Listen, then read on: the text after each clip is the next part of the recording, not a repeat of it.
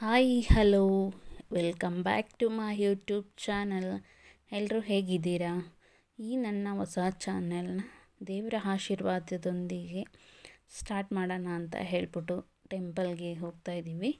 ಹಾಗೆ ಈ ರೂಟ್ನ ನೋಡಿದ್ರೆ ನಿಮಗೆ ಗೊತ್ತಾಗುತ್ತೆ ಅನಿಸುತ್ತೆ ಯಾವ ಟೆಂಪಲ್ಗೆ ಹೋಗಿದ್ವಿ ಅಂತ ಹೇಳ್ಬಿಟ್ಟು.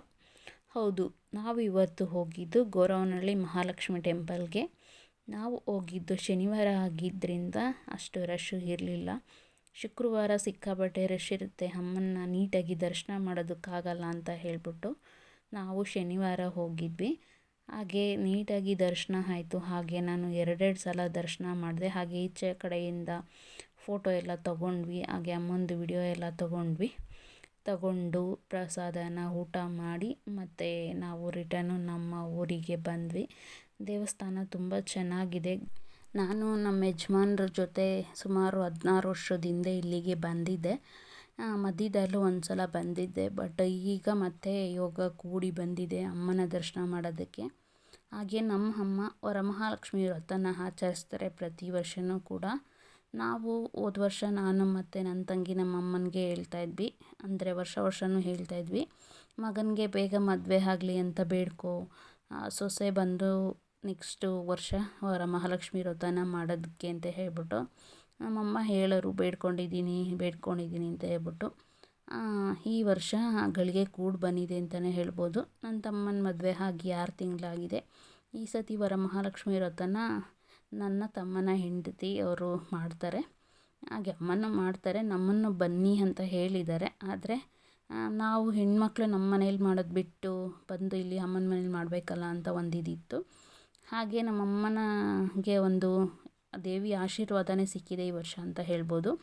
ಏನಕ್ಕಪ್ಪ ಅಂತಂದರೆ ಸೊಸೆ ಹಾಗೆ ಹೆಣ್ಮಕ್ಳು ಜೊತೆ ದೇವಿ ದರ್ಶನಕ್ಕೆ ಬಂದಿದ್ದಾರೆ. ಅಂದರೆ ಗಂಡು ಮಗ ಇಲ್ಲ ಅಷ್ಟೇ, ಆದರೆ 2 ಹೆಣ್ಮಕ್ಳು ಮತ್ತು ಸೊಸೆ ಜೊತೆ ಅಮ್ಮನ ನೋಡೋದಕ್ಕೆ ನಾವು 4 ಜನ ಮುತ್ತೈದೆಯರು ಅಮ್ಮನ ದರ್ಶನ ಮಾಡೋದಕ್ಕೆ ಬಂದಿದ್ದೀವಿ. ಸೊ ನಾವೂ ಕೂಡ ತುಂಬ ಲಕ್ಕಿ ಅಂತಲೇ ಹೇಳ್ಬೋದು. ನಮ್ಮಮ್ಮನೂ ಕೂಡ ತುಂಬ ಅದೃಷ್ಟವಂತರು ಅಂತಲೇ ಹೇಳ್ಬೋದು. ಈ ಥರ ಆಶೀರ್ವಾದ ದೇವರಿಗೆ, ಅಂದರೆ ದೇವ್ರನ್ನ ದರ್ಶನ ಮಾಡೋದಕ್ಕೆ ಎಲ್ರಿಗೂ ಸಿಗಲ್ಲ. ಹಾಗೆ ನಾವು ದರ್ಶನ ಎಲ್ಲ ಮುಗಿಸ್ಕೊಂಡು ಪೂಜೆ ಎಲ್ಲ ಮಾಡಿಸಿ, ಹಾಗೆ ಅಮ್ಮ ಸೀರೆ ಮಡ್ಲಕ್ಕಿ ಎಲ್ಲ ತಂದಿದ್ರು ದೇವರಿಗೆ ಕೊಡೋದಕ್ಕೆ ಅಂತ ಹೇಳ್ಬಿಟ್ಟು. ದೇವರಿಗೆ ಸೀರೆ ಮಡ್ಲಕ್ಕಿ ಹಾಗೆ ನಮ್ಮ ತೋಟದಲ್ಲಿ ಬೆಳೆದಿರ್ತಕ್ಕಂಥ ಅಡಿಕೆದು ಒಂಬಾಳೆ ಎಲ್ಲ ತೊಗೊಂಬಂದು ದೇವರಿಗೆ ಕೊಟ್ಟು ಇಲ್ಲಿ ಪ್ರಸಾದ ತಿನ್ನೋದಕ್ಕೆ ಅಂತ ಹೇಳಿ ಬಂದ್ವಿ. ಪ್ರಸಾದದಲ್ಲಿ ಚಿತ್ರಾನ್ನ, ಅನ್ನ, ಸಾಂಬಾರು, ಪಾಯಸ ಎಲ್ಲ ಸಿಕ್ತು. ಸೊ ಎಲ್ಲನೂ ಊಟ ಮಾಡಿಕೊಂಡು ನಾವು ರಿಟರ್ನ್ ಬಸ್ ಹತ್ತಿ ಮತ್ತು ನಮ್ಮ ಊರಿಗೆ ಬಂದ್ವಿ. ಹಾಗೆ ನಮ್ಮೂರಿಂದ ಗೊರವನಹಳ್ಳಿಗೆ ಹೋಗೋದಕ್ಕೆ ನಾವು 3-4 ಬಸ್ನ ಎಕ್ಸ್ಚೇಂಜ್ ಮಾಡ್ಕೋಬೇಕು. ಈ ಗೊರವನಹಳ್ಳಿ ದೇವಸ್ಥಾನ, ಮಹಾಲಕ್ಷ್ಮಿ ದೇವಸ್ಥಾನ ಎಲ್ಲಪ್ಪ ಇದೆ ಅಂತಂದರೆ ತುಮಕೂರು ಡಿಸ್ಟಿಕ್ ಕೊರಟಗೆರೆ ತಾಲೂಕು ಅಲ್ಲಿ ಬರುತ್ತೆ ಗೊರವನಹಳ್ಳಿ.